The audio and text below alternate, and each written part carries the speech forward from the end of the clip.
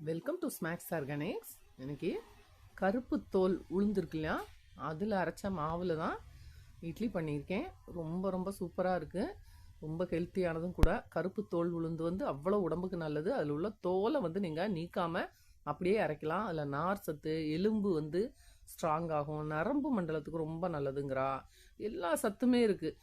ஸ்கின்னுக்கு வந்து ரொம்ப ஹெல்ப்ஃபுல்லாக இருக்குது அப்படின்னு சொல்கிறா. செரிமானத்துக்கு பயன்படும்னு சொல்கிறா. ஸோ நீங்கள் ஊற வைக்கும்போது 2-3 தடவை உளுந்தனன்னா அலம்பிடுங்க தண்ணியில். அப்படியே ஊற வச்சுடுங்க. ஊற வச்ச உளுந்த நீங்கள் ஊறினதுக்கப்புறம் அப்படியே அரைக்கலாம். சாதாரணமாக நம்ம இட்லி தோசைக்கு அரைக்கிற மாதிரி தான் மெஷர்மெண்ட்டு. அரைக்கிறது எல்லாமே அரைச்சிட்டு உப்பு போட்டு கரைச்சி வச்சுடுங்க. முதல் நாள் கரைச்சி வச்சுட்டு ஒரு 5 மணி நேரம் 4 மணி நேரம், இப்போ இந்த வெயிலுக்கெல்லாம் 4 மணி நேரம் புளிச்சாலே ஓகே ஆகிடும். நீங்கள் உங்கள் சௌரியத்துக்கு புளிக்க வச்சுட்டு அதுக்கப்புறம் பார்த்தீங்கன்னா சூப்பராக புளிச்சு இந்த மாதிரி இருக்கும். பார்த்தா தெரியும் உங்களுக்கு. இந்த கருப்பு தோலோடு தான் நான் போட்டு அரைச்சிருக்கேன். ரொம்ப ஹெல்த்துக்கு நல்லது. அந்த தோலை நீக்கவே கூடாது, தோலோட தான் சாப்பிடணும் அப்படிங்கிறா. அப்போ வந்து நம்ம களையும் போது மட்டும் ஃபஸ்ட்டு ஊறப்படுவோம் இல்லையா, அப்போ களையும் போது 2-3 தடவை நல்லா களைஞ்சு எடுத்துட்டாலே போதுமானது.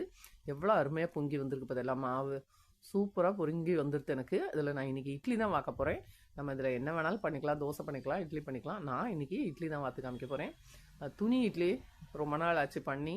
ஸோ அந்த காலத்து இட்லி எல்லாம் மறந்து போச்சு. இப்போ எல்லாம் நான் அது குக்கரில் வச்சு எடுத்துடுறோம்.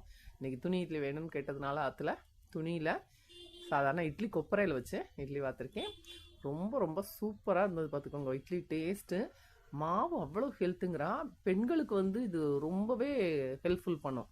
அந்த மாதவிடாய் பிரச்சனை, இடுப்பு எலும்பு வலுப்பெறும், அந்த மாதிரிலாம் ஜென்ரலாகவே தெரியும். குழந்தைகள் திரண்டா வந்து உளுந்தில் களியெல்லாம் செஞ்சு போடணும் அப்படின்னு சொல்லி சொல்லுவா எல்லாருமே. பெரியவாலாம் பார்த்தீங்கன்னா உளுந்தில் களி செஞ்சு கொடு அப்படின்னா அது இடுப்பை வந்து பலப்படுத்தும். அதனால தான் வந்து இடுப்பு எலும்புகளை வந்து ஸ்ட்ராங் பண்ணும்.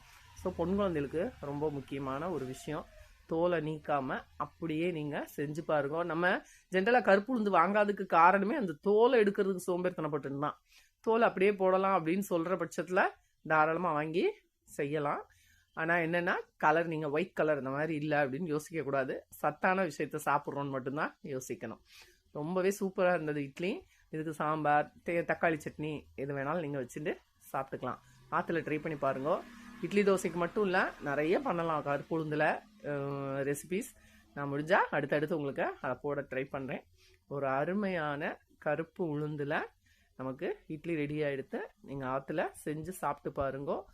ஆற்றுல குழந்தைகளுக்கும் கொடுங்க. ரொம்ப ஹெல்த்தியான சாப்பாடை ஆரம்பத்துலேருந்தே ப்ராக்டிஸ் கொடுத்துருங்க.